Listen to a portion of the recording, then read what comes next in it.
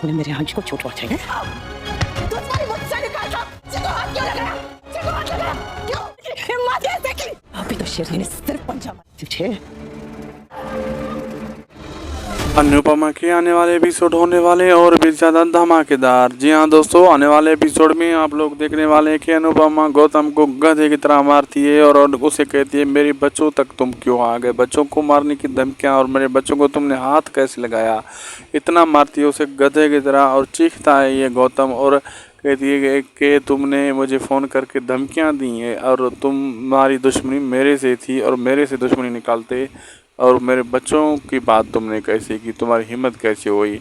और गौतम की सांस दफा ऐसे नीचे ऊपर आ रही होती है, वो दूध से मारती है अनुपमा और जलीलो ख्वार करती है सारे घर वालों के सामने और कहती है ये शेरनी ने तो सिर्फ पंजा मारा है, अगर तुमने दोबारा ऐसी हरकत की तो शेरनी ये तुम्हें चीर फाड़ के कुत्तों को फेंक देगी। और गौतम की बोलती सिर्फ आधी तौर अभी बंद हो जाती है।